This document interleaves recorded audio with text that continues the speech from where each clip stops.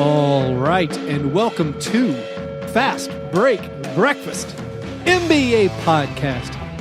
My name is Keith, here once again with my buddies Chuck and John. Hey now. Aloha, gentlemen. In the flesh. Hey now.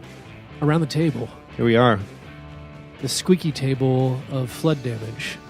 It's a great taste. You know, I never feel like done this poorly. place is better than ever post-flood. I think it's It was got a cleansing element. It's got a new life in it. I want to say this table actually had its legs 18 inches submerged in the actual great 2010 flood. Oh, the big one. So, like, you're supposed to throw away anything that gets in floodwater. Oh, Ah, fam. And this sat in the floodwater for a bit. that's not your style. This is solid. I mean, we don't often eat off this table. Sometimes us. I do. The podcast. My children do. Mhm. Yeah, I was Monthly. about to say. We have had some I've- donuts, Multiple meals. some filet-o-fish. I haven't It really filet-o-fish feels here. like Keith is not allowed out of here. I only really see him in this room. The upstairs-downstairs element of this I s- household is very Downton It's Abbey. like, yeah. You are the lord of this manor down here. Yeah. Up there, you may not touch. Well, so like upstairs right now, main level, we pay for every 2 weeks have it cleaned. Yeah. But just like the main level, yeah, they don't come down not this. here. No, we're not. How much more would you have to pay them to clean down here? $1,000? 400% more. Yeah. It would be. Well, you would Did just... they take one look at it and be like, you don't make enough money. yeah. You can't afford it. Breakfast? Did you guys have breakfast? Did I ever? Oh, What'd you John. have, Johnny boy? So I am off Ziquito until I get back from vacation. I'm going on vacation next week.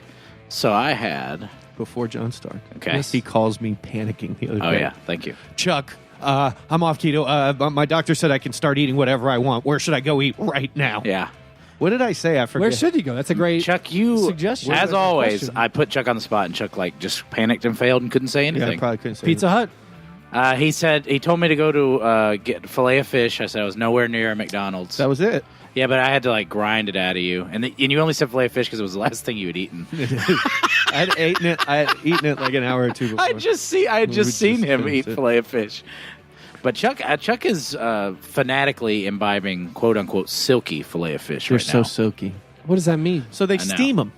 And what I found out, and you could find this out on our Patreon only Ground Chuck video edition, where I crush 4 filet of fish. If you ask the cashier, you want them extra steamy, they'll put well done on the order, and you got yourself twice the density of a sandwich. So when you say well done when you're steaming something, does that just mean more Wet. Yeah, wet. Okay. Give me moisture. You got me. I'm You lost steam at the bun. At the idea of a well done filet of fish. You steam the bun. You want the bun Oh. steamed. That's what it means. the bun, so the bun's well done. Well, they throw the whole thing in there, so it really turns into this wonderful melt because the cheese just turns into the fish. What kind of fish is the filet of fish? It is 100% wild-caught Alaskan haddock Is that real? or pollock.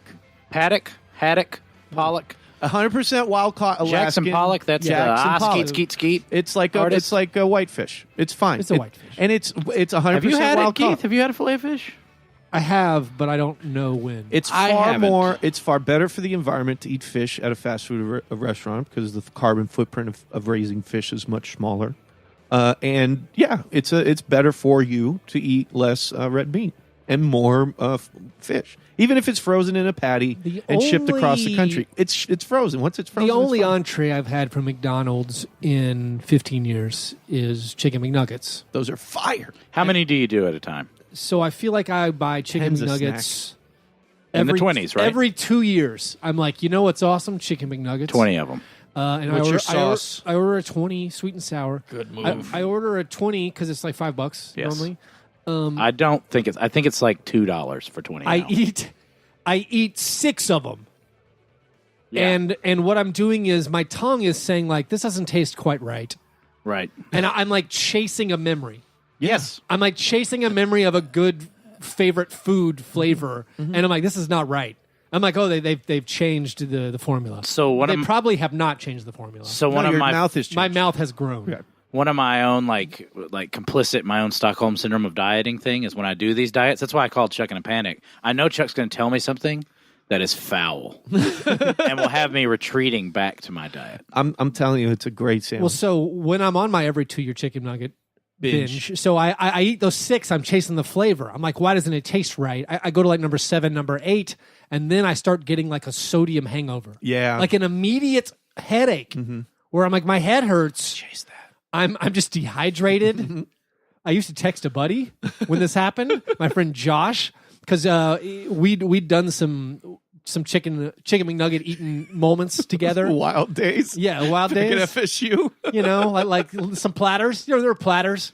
And catering platters. You stack them up. You know, you stack them real tall, build a pyramid out. I'm getting like seriously whimsical right now. No. I love McNuggets. And so like I'm gonna go do this right right now after I'm the thinking show. about it. And then if I go buy one, I'm like, this is horrible. This isn't even food. It's gross. I can't finish the 20. So that's the only entree I've had at McDonald's. I might do a fillet of fish just to see what it's like. I think we should do a fillet of fish together. Chuck's made. There's sort of a. We have a thing going with fillet of I'm fish. telling you, it's now. I've never had one ever. You would be quite surprised at how midlife. This morning I had a Magoo's donut. Ooh. To get it back on track. I had a Magoo's donut. A Magoo? Where's Magoo? What is a Magoo? It's in East Nashville, or as we call it, Madison. I think that's how it works. But there's a guy. So check this out. If you guys ever want free donuts, there is one of my Magic the Gathering senpais. Oh wow! He's the 4 a.m. donut maven at Magoo's. He told me to come on by. Why? And he was supposed to have a bunch of donuts for me to give to you guys, and I got them and I ate them. Wow! And they're not for you now. I got the donut holes actually. Rewind and Yeah. talk about your senpai, who is the 4 a.m. donut man. So, Donut Bob. He's maybe the greatest Magic the Gathering player I've ever met. Refuses to go on the pro tour. Would absolutely crush it. Oh my goodness, this is Donut the best Bob. thing I've He has a ever heard. little brother named Merrill, who's similarly amazing. In How Magic old the Gathering. are they? I don't. Man, they could be.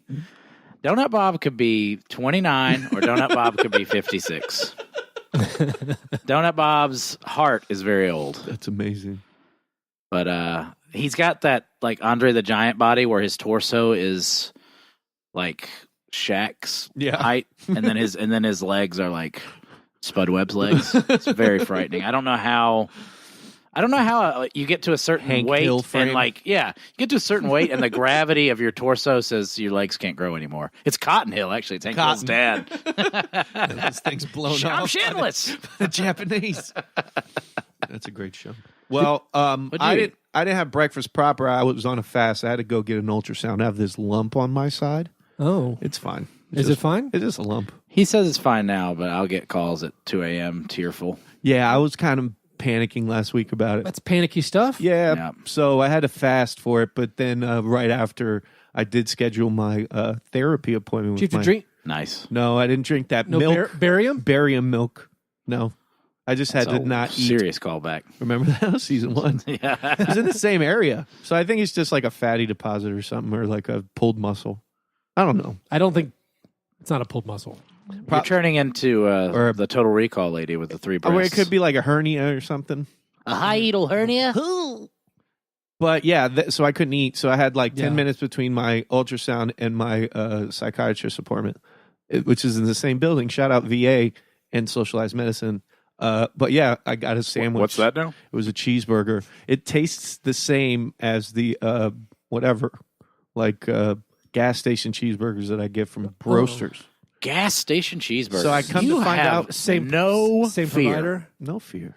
What? That's probably is. No. There's So I ended there's up a finding government out. there's a government contract that gets hamburgers to the VA, and they sell the leftovers to gas stations. Probably. And, well, they cook them on site. I mean, it's a proper cafeteria kitchen, but they have Roasters chicken in this VA. Roasters. Yes, the same chicken. And I asked the chef, I was like, yo, how do you guys fry that? Roasters has a patented pressure frying method Is it extra steamy? that they do pressure fried, and it's incredible. And they use the same pressure fryer at that VA. So Keith doesn't know this, but Chuck gets hard and wet for fast food methodology.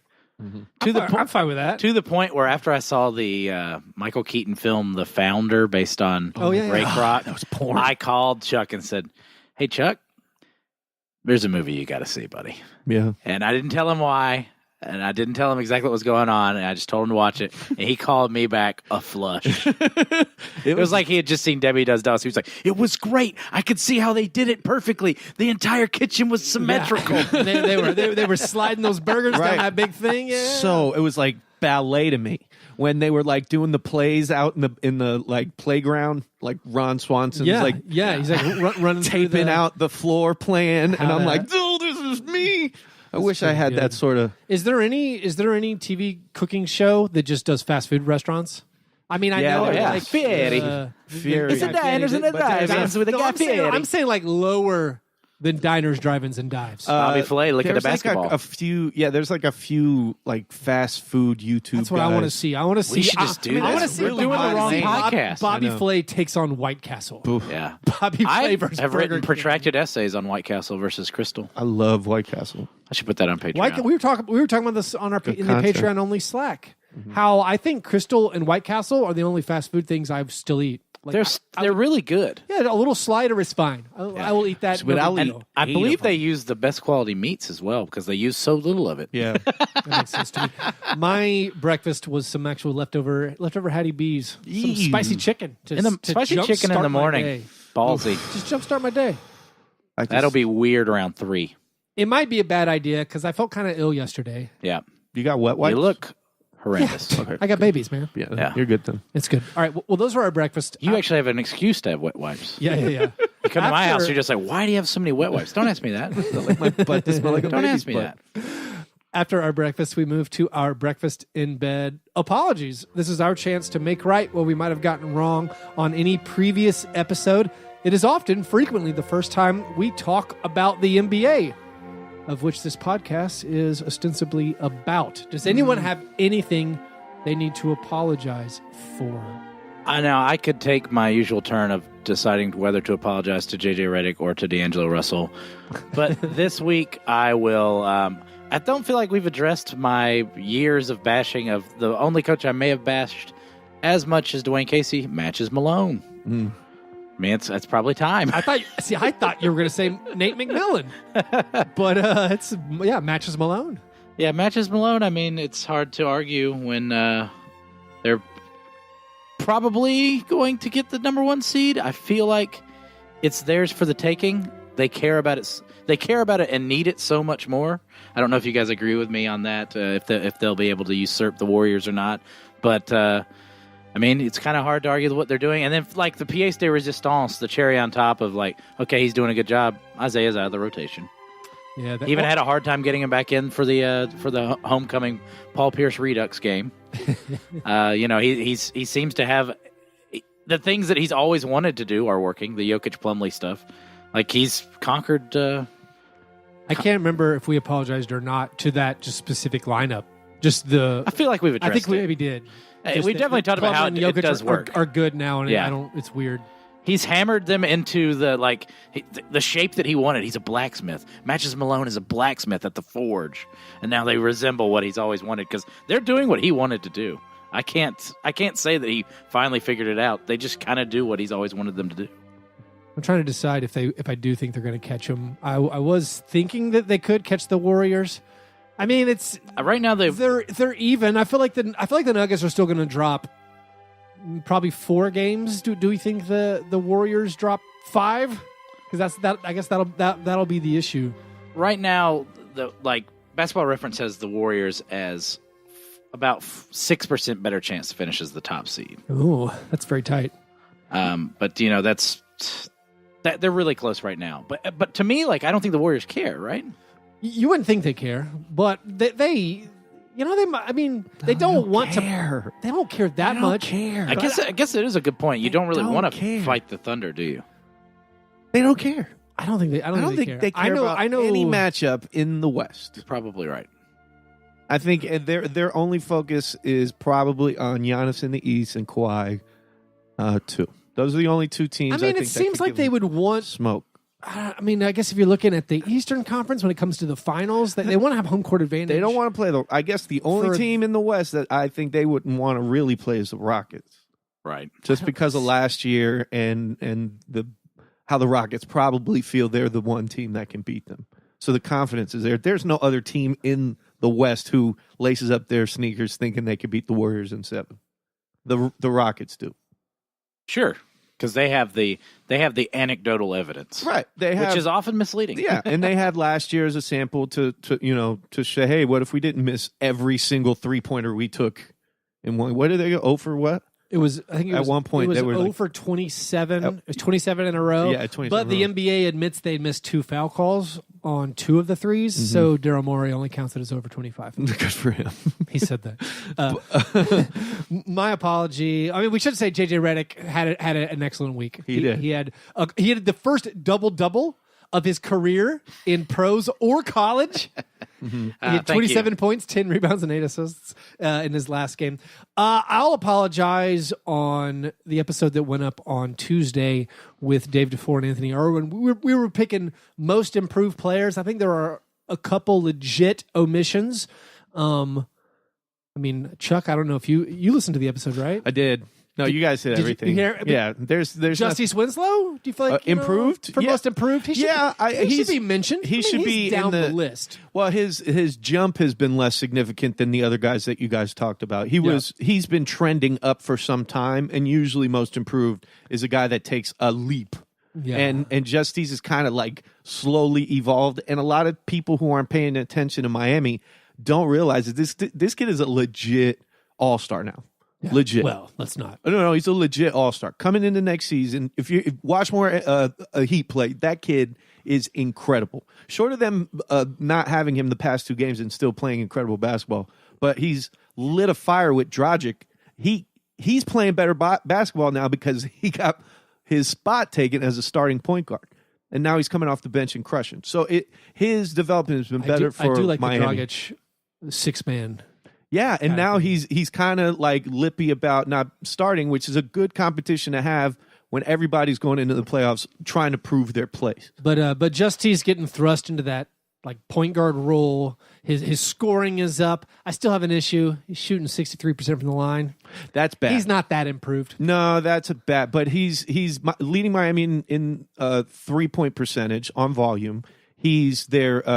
He's not turning the ball over much, and he's kind of a load at the rim. He can get to the basket. He's got the handles, and he's huge. He is huge. I love his finishing could get better. I love his body and his eyes. He's handsome. So handsome. But I will. So we left out Justice Winslow, but I think an even bigger omission, which I think would actually be maybe 5th on my list, is Jeremy Grant on the Thunder. Yeah. Didn't even get an honorable mention by anybody. Jeremy Grant has become, from like a kind of a quirky backup guy they got as a leftover of the process to being a starter on a Thunder team. His shooting is up. His block shots are way up. He's getting the more minutes and he's scoring. He's become a really good, I don't know, he's like 3rd option, 4th option offensively for that team.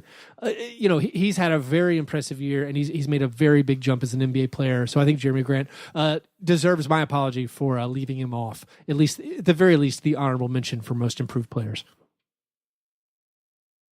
My apology this week, I guess I'm not going to apologize. I'm more just going to ask a question about a position that I have, and I want you guys to talk me through it.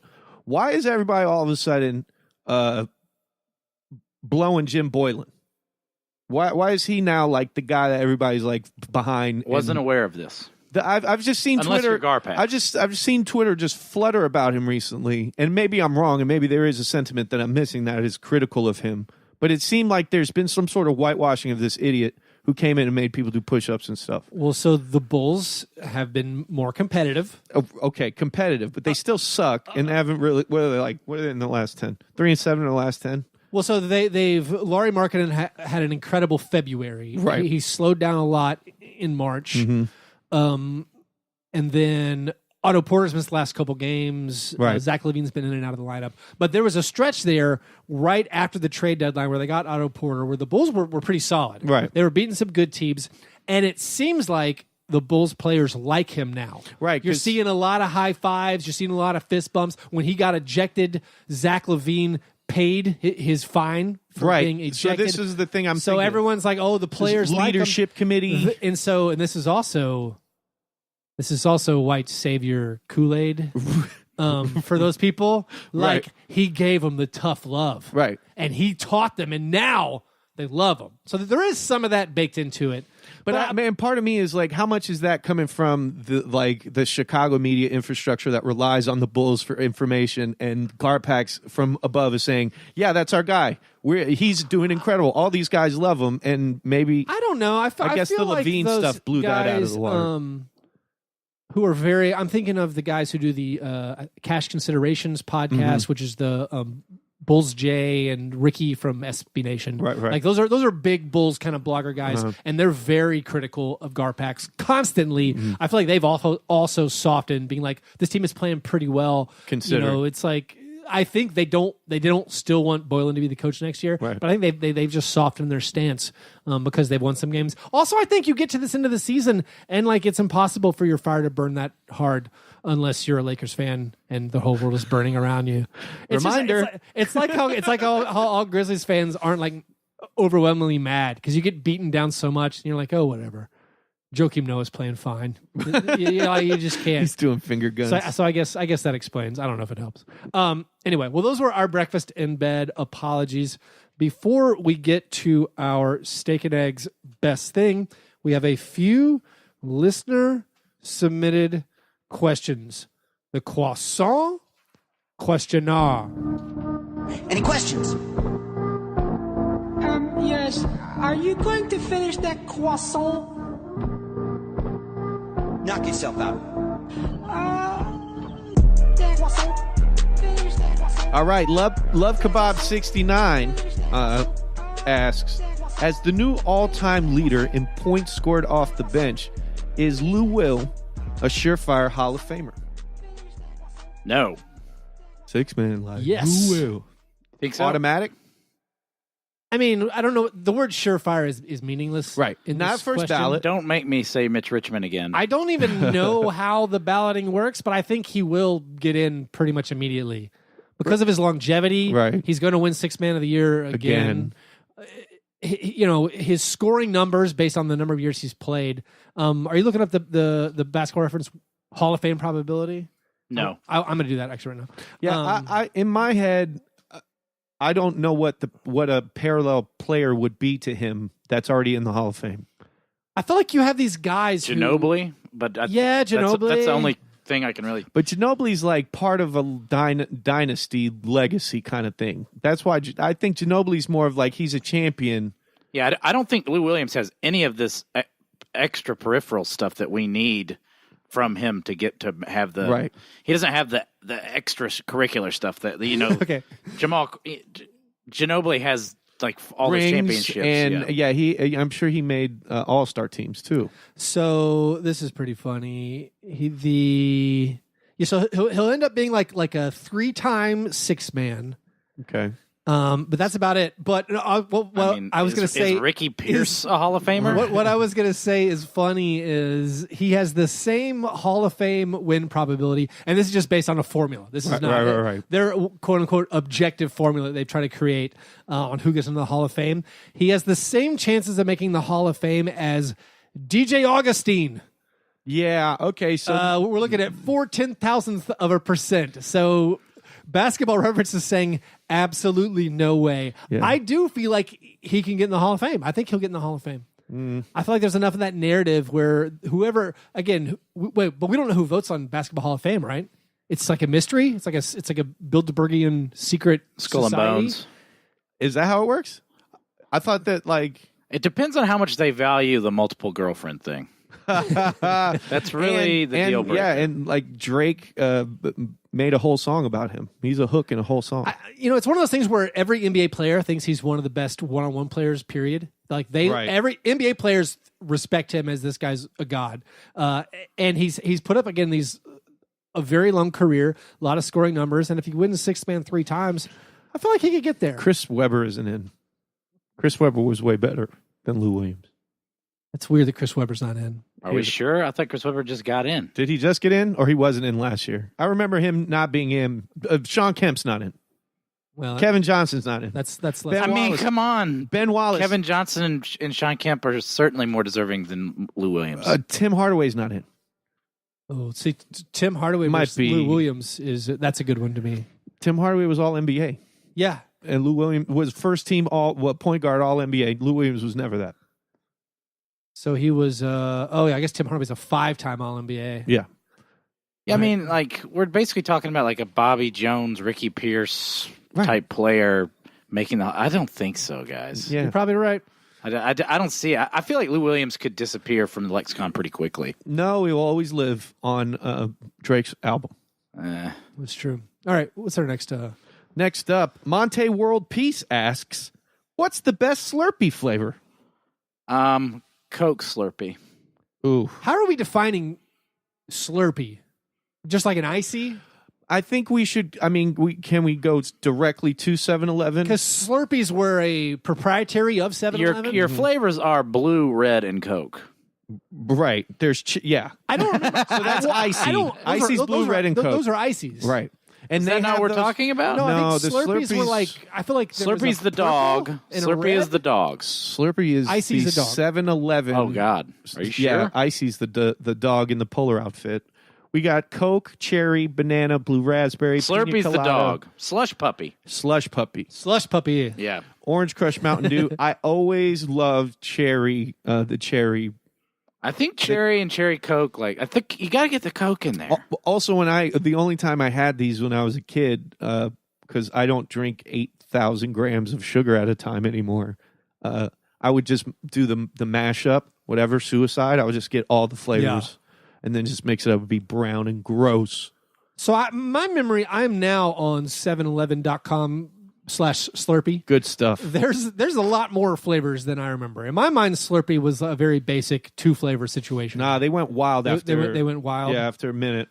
They had like the raspberry and the cherries and stuff at the beginning, and then they went like Fanta and all that stuff. I don't know if my memory is correct, but I thought there was a grape Slurpee, and that was my favorite. It probably had one at a point. But yeah, now they have crazy ones like Sour Patch Kids and that's not right. orange cream Slurpees. I like how you're talking about drinking all that, 800 grams of sugar. So much. Anytime I tried, maybe like I should feel bad about eating a pound of jelly beans.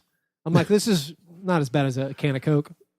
Yeah. There's pretty much the same amount of sugar in this pound of jelly beans. Yeah. As a can of Coke. Oh, here we go. Last question here from Feeling Minnesota. If you had to choose between the two, would you rather your team be crippled? Would you rather your team crippled by John Wall on his contract or Andrew Wiggins on his contract? First of all, I think it's offensive to use the term cripple and with John Wall in the same. Yeah, I agree. It's not Handicapped. handicapable. Yes, handicapable. Ugh. I think this is tough pill to swallow. I think Andrew Wiggins' contract is preferable. I think He's younger. Well, I think he plays basketball. Yeah. And the number it's shorter. The contract's shorter and less. Right. Would you rather be paying John Wall or Mike Trout if you're an NBA team? Who's Mike Trout? He's a baseball player just signed a $430 million deal. You said baseball. No. If you're an NBA team, would you rather play a non-NBA player? I guess the 12 years at Ouch. What is Mike Trout? What position is Mike Trout? Center field. Then he's that athletic. I have no He's idea. probably at least a decent small forward off the bench. I don't know who he is. I saw a picture of him. Is he 5'6"? Mike Trout, no, he's like 6'4". Is he tall? Okay. Oh, is he? So Okay. the So he could picture be a- I saw of he'd him be a made shooting He him. guard. looks like the State Farm insurance guy. It's that thing where it's like a baseball player. She's like, that's not an athlete. Yeah. But then he's takes Babe his Ruth. shirt off and he's Babe Ruth. Yeah. You No, know, he's 6'2", so he's actually 6 foot. Okay. So he's one of those guys. Like his nickname's probably like Country Breakfast. he's 235 pounds. Yeah, he's a Oof. That's a linebacker. That's a safety. That's like he's a power forward. He's a brick house.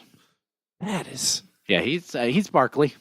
all right. A center fielder at 235. That seems wild to me. Keith, is it you that's calling Zion Williamson Barkley grandmama? Oh, what did Matt Sullivan say? I don't know. Everyone's Shout saying out, Matt. Everyone's saying that Zion Williamson is like. Oh, he's like a jacked up grandmama. I've watched so much of him. I didn't realize how much he weighs until someone he's said it huge. out loud. Yeah. That can't work, right? That's not an NBA player, is it? Yeah. Oh no, it's going to be. It's going to be fine. It's going to be fine. He's probably going to grow an inch. He's going to have that late career. Larry Johnson was all slow and old forever after he got hurt, but he was still a good NBA player. Right. I think he'll have that where he has the explosive however many years, or the Sean Kemp. Like Sean Kemp aged horribly.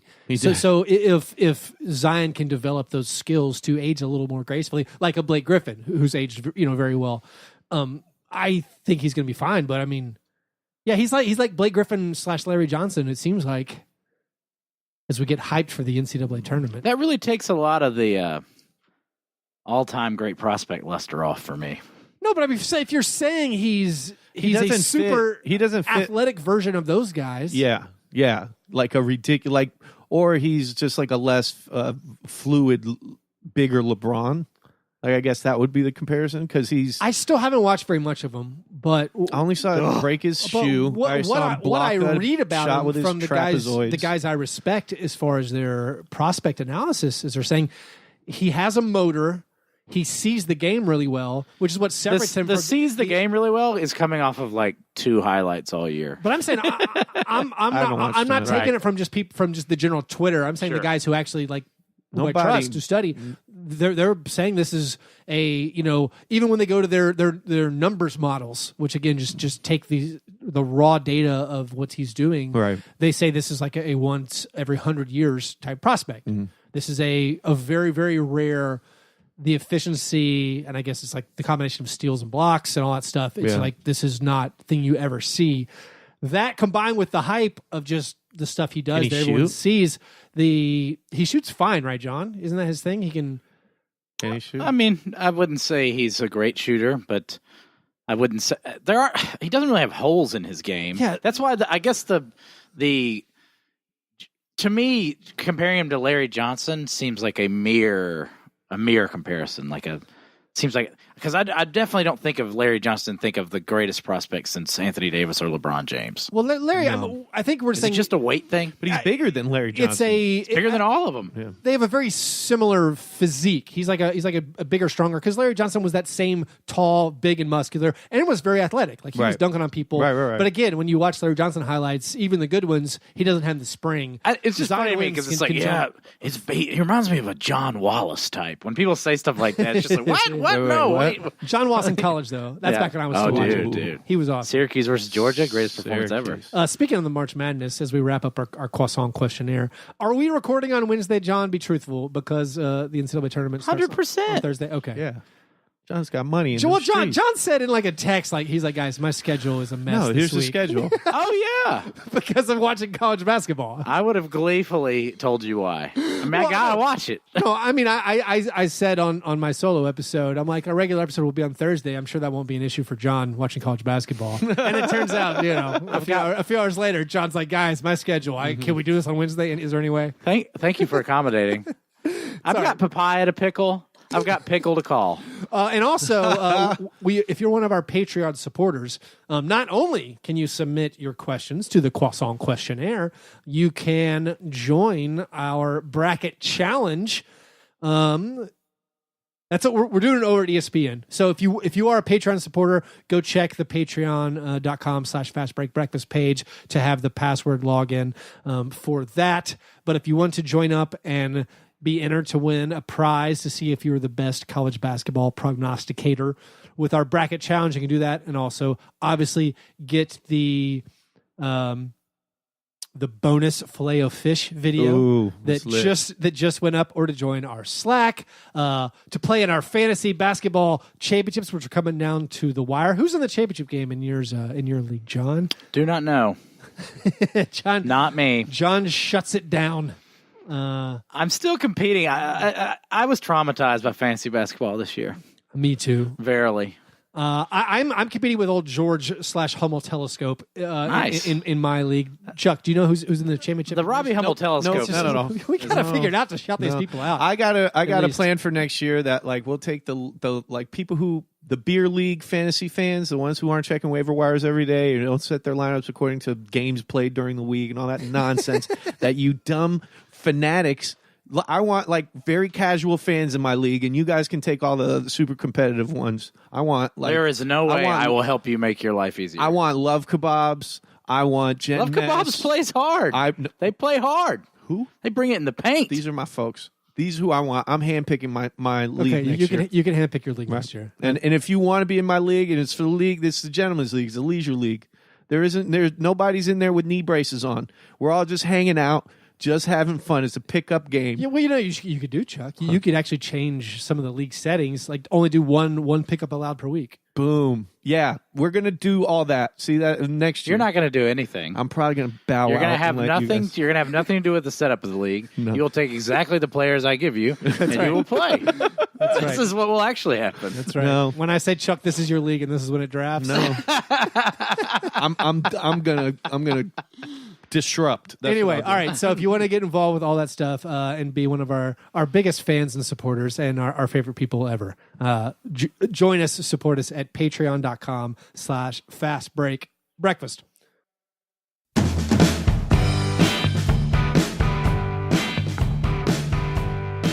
All right. Steak and eggs, best thing. What's the best thing you saw in the last week or 6 days in our situation? For me, it's very, very, very, very simple. The best thing that I saw this week was the heartwarming return of Isaiah Thomas to the Boston Celtics. Oh, come on! Have you seen that happy family with the welcoming Isaiah back? Oh yeah, that was a little much, guys. No, it was perfect. It was perfect. Do you know what that was? That was like the first time I walked into my house when my ex-wife's family was there, and my son just came running to me. That's how he must have felt. Right. So I say, yeah, he loves me. Yeah. I don't care about you guys. He loves me. I'm just glad that they finally got to share that moment. Because beautiful. Because it was like a Linsanity thing. Isaiah there for a while. He had a level of contentment in his face that was just pure like peace. Because this stuff has been nasty. It's been hard to watch. They betrayed him. It's been gross. So it's just finally. I'm just glad it got to happen. I mean, they betrayed him. Yes, wholesale. But they had to. Yeah. And he has not proven them wrong by any stretch. You know, he's been struggling. He still got betrayed. Yeah, it's true. But I mean, you got to do what you got to do, right? Man. Although, has it cost the Celtics? That's what I'm saying. This is our mainstream FM sports radio topic. Because guess what? If they had Isaiah Thomas and not Kyrie on their team, they might have Anthony Davis on their roster right now. Oh, I like it. But what does that mean? Now, haven't we decided Anthony Davis isn't good now too? I thought that's how it happened. Is that a hot take? That's how it happened. Yeah. We hate him now, right? Because he can't get a team into the playoffs, right, exactly. And he's given up. Is that what we're supposed to do? You got to pivot. You got to always pivot. Well, it's just now. It's kind of great to know if you're ever lost on who to pivot against. It's anyone within LeBron's purview of friendship and business. Find out who's on Clutch Sports. Yeah, it's Draymond now. Yeah. Started with Amy Schumer. Now. He goes on that Amy Schumer movie. Next thing you know, she's embroiled in controversy about stealing jokes. He is a plague. I like it, Chuck. I don't know if you guys can tell, but I'm happy that bullshit happening in L.A. It's great. It's great. You're still a scorned lover. I'm IT. I'm Isaiah Thomas, and L.A. burning is my return to the garden. I wish you were Isaiah Thomas sized. I could just pick you up, carry you around. It'd be kind of cool. I could fit in your pocket. In my pouch. Your pouch. My marsupial pouch. Just have a little Chuck in there. We're not talking about John's actual physical my little belly. joy. We're actually talking about they're pointing to the hooded sweatshirt and the pouch of the hooded sweatshirt. There's probably pouches in there. There's folds of flesh.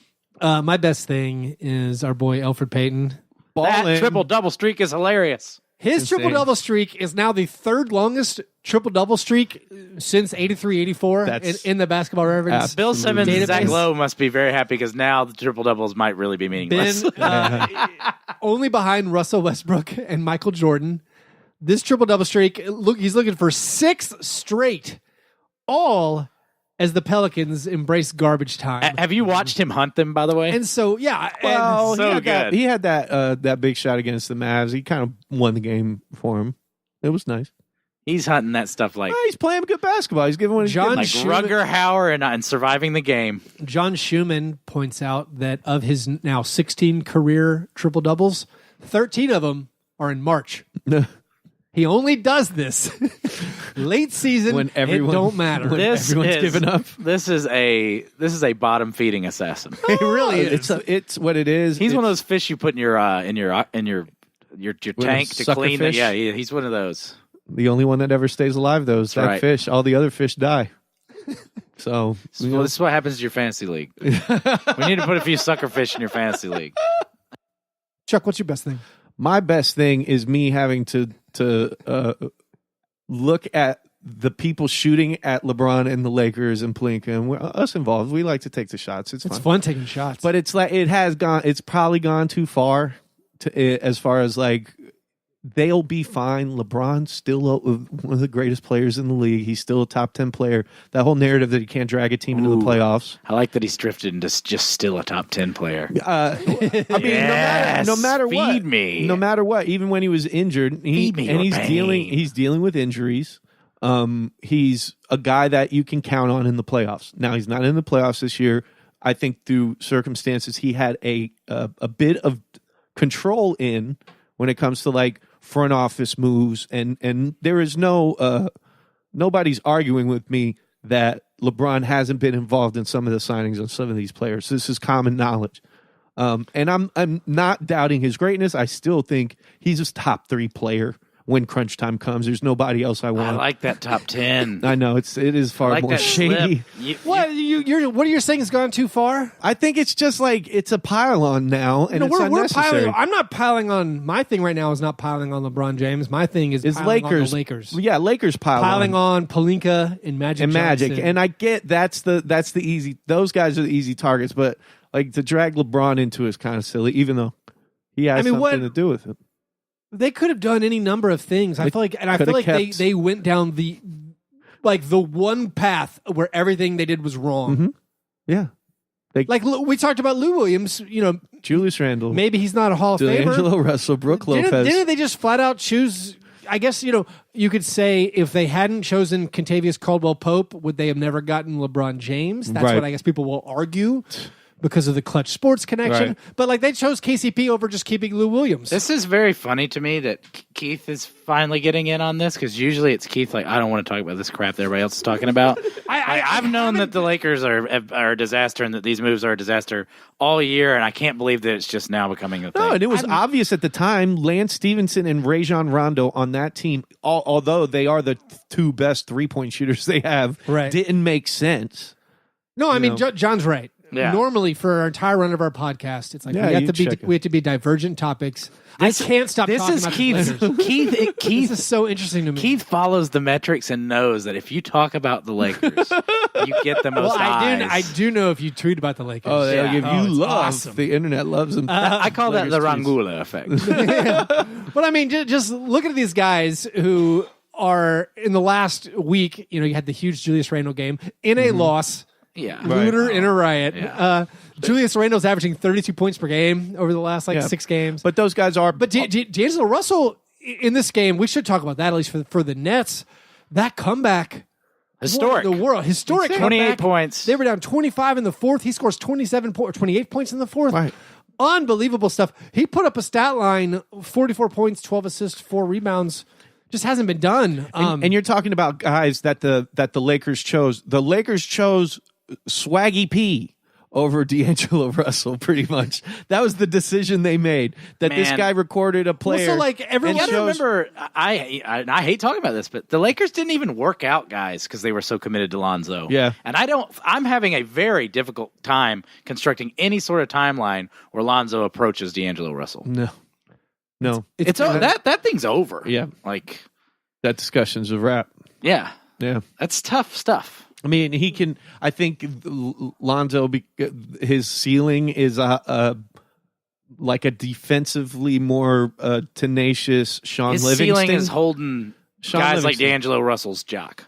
Yeah. That's his ceiling. Because again, when he played this year, they were a playoff team. They were, and he's not bad, and he can play good defense, and he has vision. He can pass, but I don't think he's ever going to be a dominant scorer, a guy that does what or a starter. D'Angelo did. His ceiling is like a 80% Jason Kidd or something. Jeez. Like a more defensive Jason Kidd. A longer kid. But I'm trying to find so this and he was shooting threes well before he got injured too. This D'Angelo Russell game has only been done, I think, 8 times ever. Good Lord. I mean, do y'all want to do a song? We don't have to do a song. Why not? All right. Dinklage, Peter Dinklage, Peter Dinklage, Peter Dinklage, Peter Dinklage, Peter Dinklage. All right, game of scones. D'Angelo Russell against the Kings had 44 points, 12 assists, and 4 steals. That stat line has only occurred 8 times. Wow. What was the line again? At least 44 points, at least 12 assists, at least 4 steals. Has only occurred 8 times. No one has ever done it twice. This is since 83-84 for Basketball Reference. It's only happened 4 times in a regulation game. Wow. So not mostly counting overtime. So it's going to be tough. If you name a non-regulation, if you name one of the 4 non-regulation game people who've done it, you get double points. So you get 2 points for that. Otherwise, you strike out. Best scorer wins. So we need to nail the non-regulation games. Well, you get 2 points for a non-regulation. No, 2 points for a non-overtime game. Okay. 1 point for an overtime game. Is that needlessly difficult? Yes, it is. Yeah, but that's why we like. I'm so dead. All right, who wants to go first? Me, desperately. Right, so John wants to go first. I'm going to say Michael Jordan. Michael Jordan is correct, and that is a regulation game. That's 2 points for John. Swish. This one's so hard. Russell Westbrook. That's incorrect. Boo. Never done it. Let's say Clyde Drexler. Never done it. Oh. LeBronicus James. Never done it. Wow. 2 strikes. Chuck on the brink already. Let me give you a hint. It has not happened in 18 years ago was the last time it happened. 18 years ago. Give me Kobe Bryant. So I'm saying no. That is 2 strikes for John. So again, the only way I could get one of these, Chuck, was to name the greatest player. Yeah, that was my first. That would have been my first. That's why you going first. This happened. Oh, I'm sorry. One happened 17 years ago, but none of these. I'm throwing you guys off. There is still one current player who has done it, who did it in an overtime game, but then all the other ones are old. We had a quadruple overtime game recently. Was it in that? No.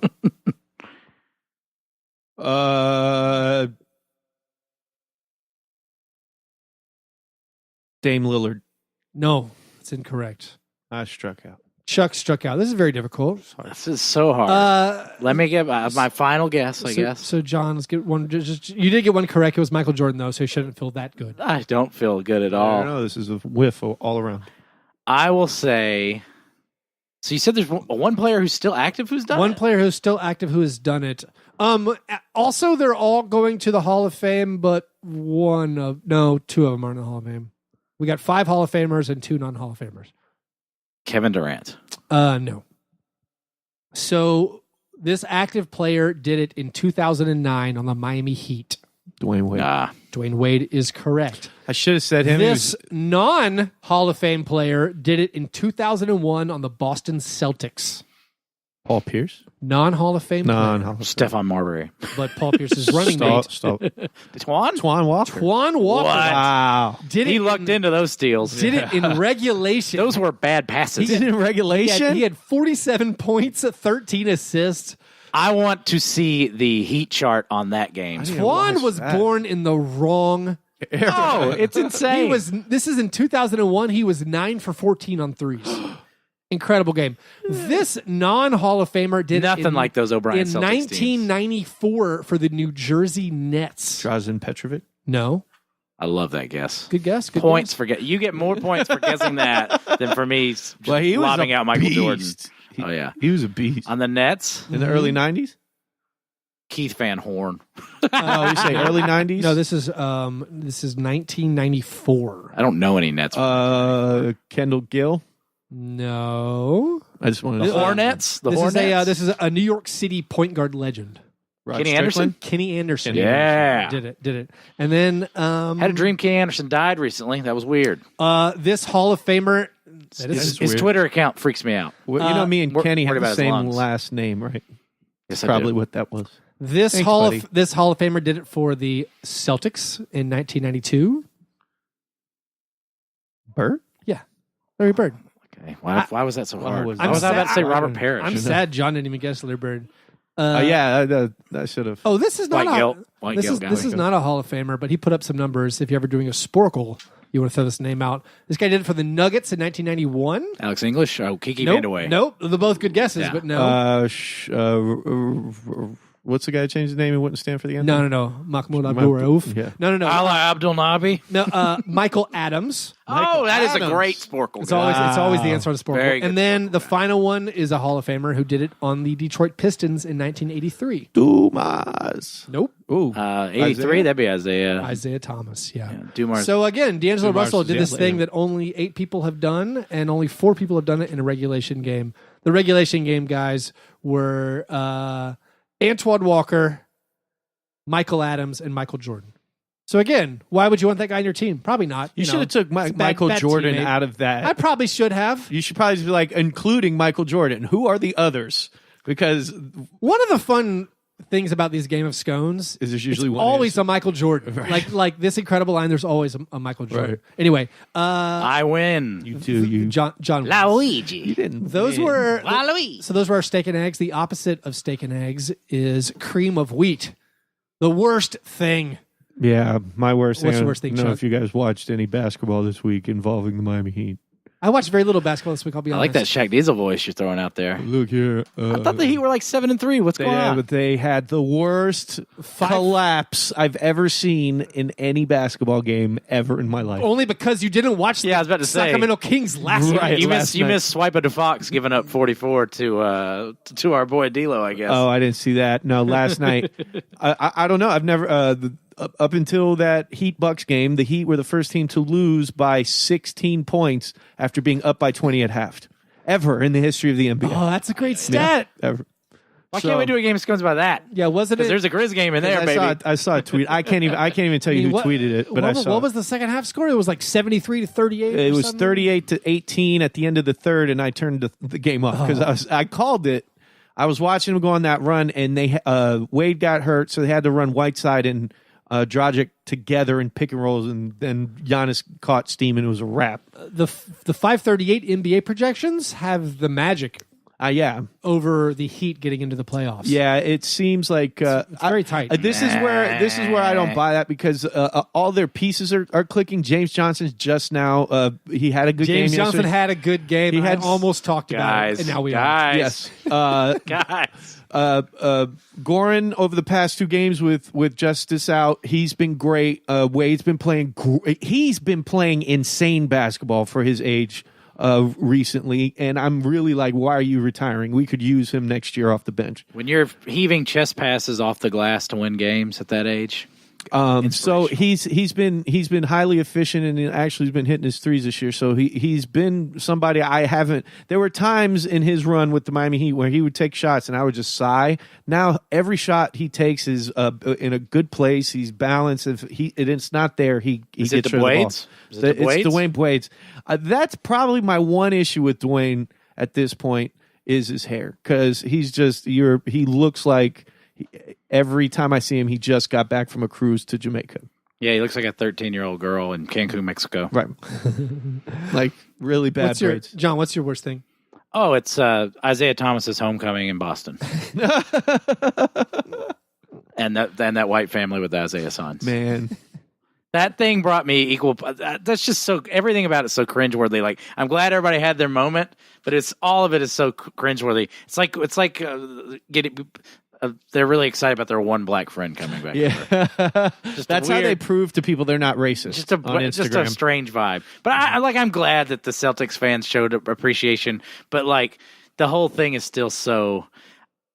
That is so typified. It's my best and worst because it is all things. Because I'm getting joy out of the Paul Pierceness of it all. I'm getting joy out of reliving one of my favorite funny little stories of the year. And it's so typical to me of the Celtics this year because that is the team that I can't figure out and is most discombobulated to me. Like, I don't know what to expect. Like, I still think the Celtics are going to be like a force in the playoffs in the East, but I think that's just because I can't get that out of my head. Well, so now in the East, you have the Bucks with Malcolm Brogdon, who might miss first round. Malcolm Brogdon he had our injury, John. The injuries, no kidding. The injuries that could very easily have been a worst. The injuries for a lot of the guards right now are very, like, the timing on them sucks. Well, so like in Mirotic is now going to miss a few weeks. Mm-hmm. Yeah. The Bucks are going to have to rely on white guys. So, that's like Dante DiVincenzo might have to play. Pat Connaughton. White Pat had a big game last game I watched. Then the Raptors, if Kyle Lowry stays banged up, is he actually hurt or was he just really mad? I think he was really mad. He was so mad at Mitchell Robinson. About what? Mitchell Robinson. On. It was pretty dirty. Yeah. It was pretty dirty. Mad. It seemed dirty, but I feel like the Celtics are still.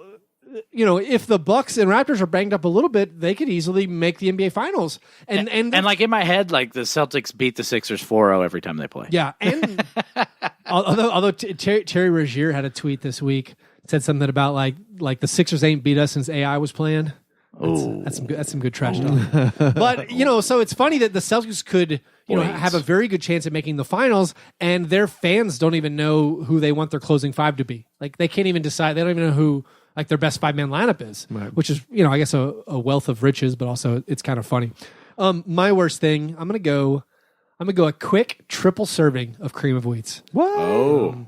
Couple of things are funny, couple of things are sad, or one thing's funny, one thing's sad, one thing's There's 3 flavor swirls. interesting. I've been meaning to say this for a while. Marc Gasol, how bad he wanted the best player on the Grizzlies, yes. So how bad Marc Gasol wanted to leave the Grizzlies. We've never said it on our podcast, but our listeners should know. He gave up $1 million trade kicker. Mm-hmm. Like he just waived $1 million, and then that tax rate between no state income tax and moving to Toronto. This man gave up several $1 million just to not be on the Grizzlies. Right. Jesus. Okay, that's painful. I hate you. Shut up, Keith. Scott, a Suns blogger, a good Twitter follower, Scott Howard, who's Scott Howard 42 on Twitter. He said the Suns have 5 wins this year by double digits, and DeAndre Jordan was on the receiving end of 3 of them. So that's just kind of random fun fact there. And then my final cream of wheat was Ricky Rubio, who in the month of March. He was shooting 18%. He was on fire last game by going 4 for 7. Nice. This month, he's still shooting 14 for 62, which is 21%. But they're winning. But they're winning all their games. So, I mean, Ricky hit some shots. He's crushing it. The Jazz have like a good record against like every playoff team in the West, too. Yeah. I think they're at least 500 against all of them. Yeah. Jazz they're my Celtics. They're for me. I don't understand them. Like, I watch them. Okay. I know they're supposed to be good. So the Sixers and the Nuggets, to me, I can't get into. And let's play a little song. Oh. Dinklage, Peter Dinklage, Peter Dinklage, Peter Dinklage, Peter Dinklage, Peter Dinklage. So I can't talk. I love you guys. Know I love the Nuggets. I'm probably wearing Nugget socks right now. I'm not going to look. I don't want to look over my enormous gout-infested belly. But the Nuggets. They haven't made the playoffs in a long time, guys. Yep. And let's play a little game I like to call Mile High Mayhaps. Oh, my. My how what? Mayhaps. What is a mayhap? What's a mayhap? Did these events occur before or after the Nuggets last made the playoffs? These marijuana-related events. There's a lot of weed there in Denver. Peyton Manning I've bought heard. 21 Papa John's pizza restaurants. Bought 21 Papa John's pizza franchises. Did he do that before or after the Nuggets had last made the playoffs? Who should go? I'll go. Keith, I'll let you go. He did that. He did that before the Nuggets last made the playoffs. Ooh, squeaking it in there, Keith. That is correct. Yes. In 2012. Okay, now I know when they made the playoffs last. What a random event. Yeah, that's so great. But I guess when you're Chuck, need that Papa John. famed weed movie franchise Harold and Kumar. Chuck doing some weed-related comedy right now by tweaking his basketball nipples. Harold and Kumar's last movie franchise entry, a very Harold and Kumar 3D Christmas, was released before or after? Okay, Harold and Kumar, first one came out You not knowing these. So, no, it came out in like 04, 03. It's almost worth stopping That's the show. incredible. It giving did you come out in 2004, the first one. No, I was going to say it's almost worth stopping the show, giving Chuck all the answers just for the comedy of him knowing him immediate. Bam, Yeah. bam, Right, bam, bam. So that came out. So I'm saying 5 years later. So, but here's the thing And with this Harold is the and third Kumar. installment. Here's the thing with Harold and Kumar. Cal Penn Presidential aide Cal Penn ended up working for Obama. So Yes. there's a invalidates his entire presidency, in my opinion. here. No, it wasn't Cal Penn. It was the other guy. It's Cal Penn. Was it Cal Yes. Penn? And he had a player from one of the guys from He Got Game was in his staff too. The Ray Allen short. Answer cousin. the question, Chuck. I'm gonna say it's after 20. It's after the re-election. So I'm gonna say after. Incorrect. 2011. A very Harold and Kumar 3D. I guess he bailed off the Obama campaign after Obamacare passed. Sorry. My favorite and most stoned-looking NBA player, Kansas Jayhawk, rock chalker, Cosby Kid looking, stoned out looking Andrew Wiggins, drafted before or after? Oh, after. That is correct, Keith. In 2014. That was Yes. easy. You get all the easy ones. Congratulations, Andrew Wiggins, being named the least improved player on this week's. That's stoned, y'all. That's what weed does. Robs you of your ambition. You go, motor. Chuck, your favorite stoner, a man you couldn't live without, Elon Musk. Awarded the Fortune Business Person of the Year for SpaceX, Solar City, and Tesla. Before or after? After. Ooh, by the skin of his nose, a mere month after the Nuggets were eliminated, he was awarded the Fortune Business Person of the Year. Good job, Chuck. Good. Keith, Snoop Dogg becomes Snoop Lion before or after the Denver Nuggets? See, now Almost I made the got playoffs. a hard one, Chuck. There you go. It can't all be layups. I'm going to go before. I'm just guessing. I have no idea.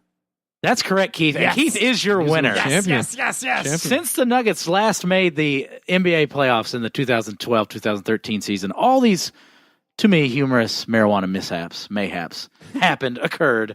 It's been a long time. That's what I'm saying. It's been a while. And I don't know.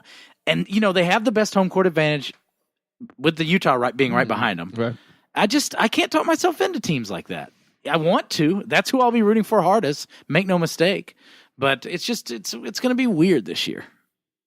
They don't have a chance. They're not beating Golden State. Get out of here. I want to know, can they beat the Clippers?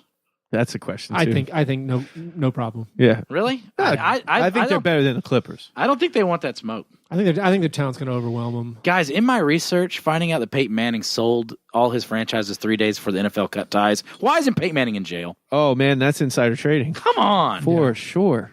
Come on. Rich white people don't go to jail, John. That's silly. All right, let's move on to the awards segment of the program. The International Stackhouse of Pancakes Award, given each week to the worst performance in a box score. Is it just Ricky Rubio 3 times? We have several honorable mentions. Ricky Rubio, 2 for 13. Pascal Siakam, 3 for 16. Kyle Kuzma, 4 for 17. The Claytheist, 5 for 18. 3 nominees this week as they occurred chronologically through the week. Westbrook. No. You got a bad one. Excuse me while I find my correct. Excuse Keith while tab. he kissed this guy. I kissed this guy. Yeah, Westbrook was like 2 for 16. It was gross. And he got ejected, I think. That was a good ejection, though. Westbrook. Was that the same game? He was We 2 didn't for talk 16? about that stuff, and I'm glad we didn't, but that was fun. We talked about the We did last week, didn't ejection we? last week. All right. Oh, yeah. All right, we have that was 3 last nominees as they occurred chronologically through the week. Russell Westbrook, like we were talking about, 2 for 16 and a loss to the Warriors. 2 for 16, also with 7 points, 8 rebounds, 9 assists, a steal, a block, 4 turnovers, 5 personal fouls. That's all pretty good. Sort of. But yeah, 7 points, 8 boards, 9 assists, 2 for 16. Josh Richardson, in a win, a very, very important win against the Hornets, 2 for 17. 7 points, 6 boards, 5 assists, 2 steals, a turnover, and 3 personal fouls. And then Spencer Dinwiddie in a loss to the Clippers, 13 points, 4 rebounds, 3 assists, a block, a turnover, and a personal foul. Dinwiddie diddy dun. So Russ Westbrook was 2 for 16, 7, 8, and 9. Richardson was 2 for 17, 7, 6, and 5. And Dinwiddie was 2 for 16, 13, 4, and 3. I think it's got to be Josh Richardson, at least my vote, getting that one extra shot, 2 for 17. That's a bad day at the office. We're cutting. Yeah, Hey, I'll second it just so we can segue cleanly into my amateur Applejacks March Madness edition. I can't go on record. I'm taking Russell Westbrook. That's good. All right. Congratulations, Josh Richardson, with annals. a vote of 2-1 being named this week's International Stackhouse of Pancakes Award winner. Par fadeaway. What things are we looking forward to? The greatest sporting event there is, boys, March Madness. Wrong. What's better than March Madness? World Cup. Yeah. No. Mm-hmm. No, but World Cup's not even the best soccer.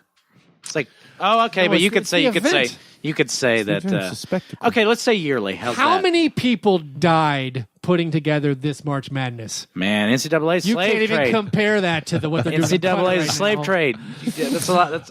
But let's talk about some teams, guys. I know you guys are into the Tell Zions. me what do we do? Chuck and I, we don't watch care. college at all. We don't care. I'm going to give you a couple flavors. Tell you me can throw some out. flavors we're supposed to get excited about. So say you want to get a little of that Euro trash feel. You want that oceanic feel. Get into the sleeper team that is the St. Mary's Gales. Okay. Randy Bennett takes all his guys. It's like he's like the Mark Cuban. Speaking another language over here. He's a coach for St. Mary's.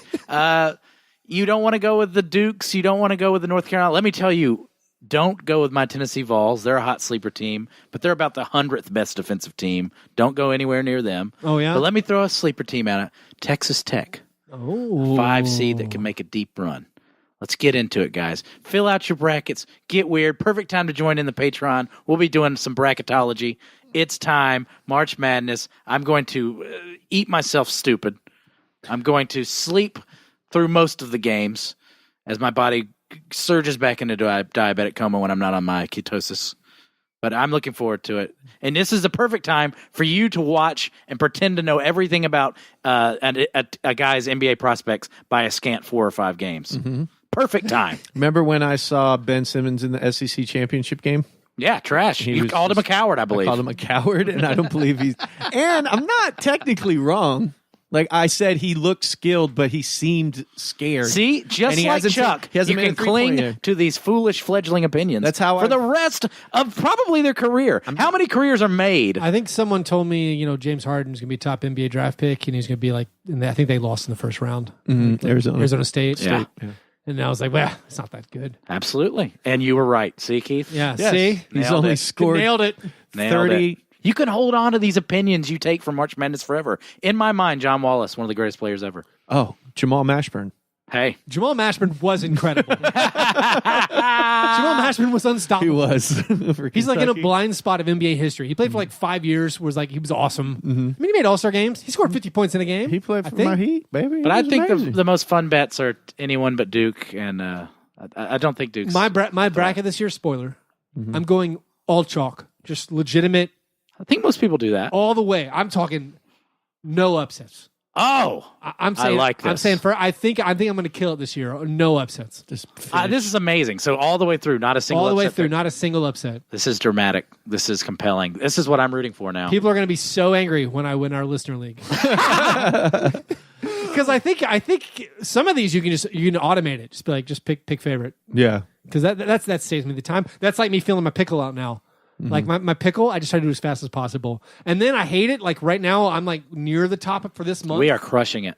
Although I did very poorly last night. I did very too. poorly last night as well. Yeah. But also now that I know like I'm near the top for a month, I'm like, oh, should I think harder? Yes, you should. No, I want to do it as quick as possible.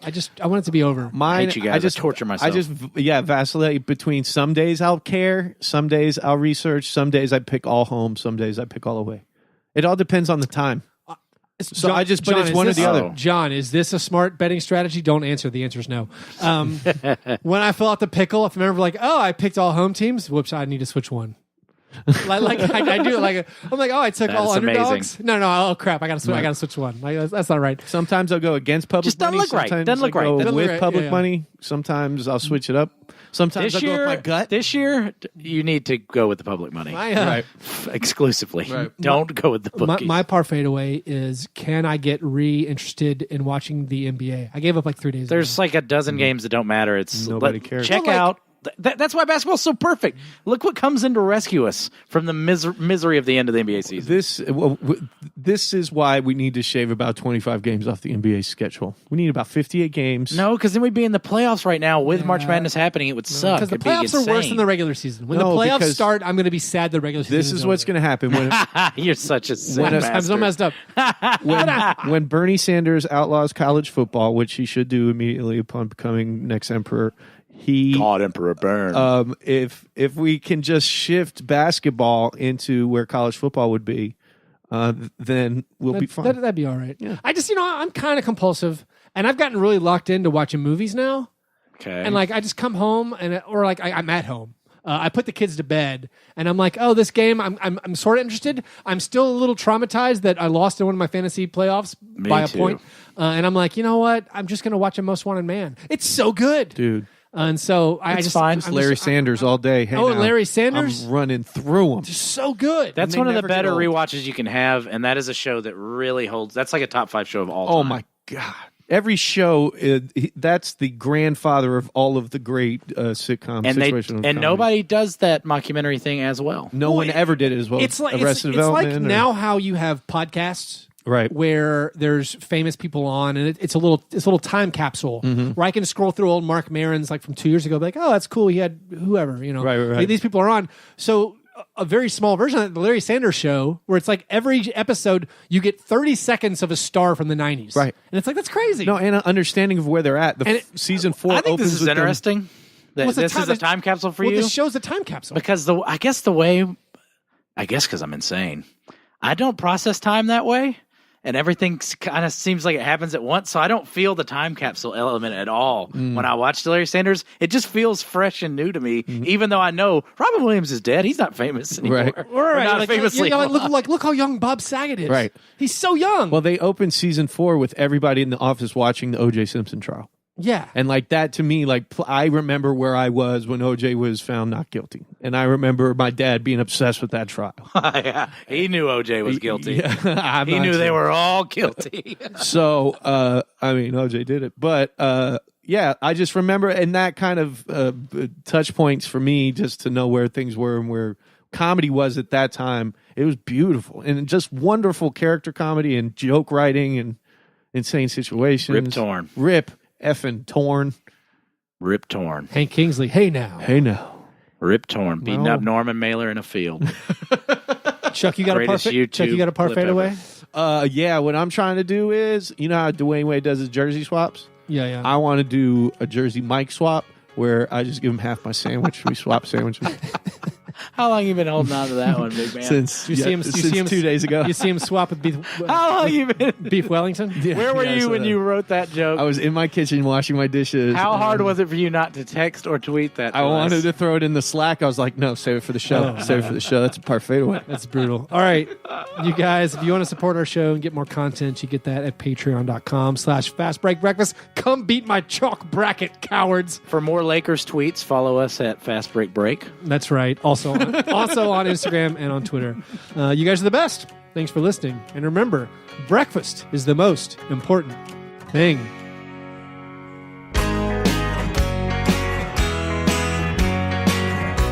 Yeah, never apologize for being G&G. Fair break, man. You understand?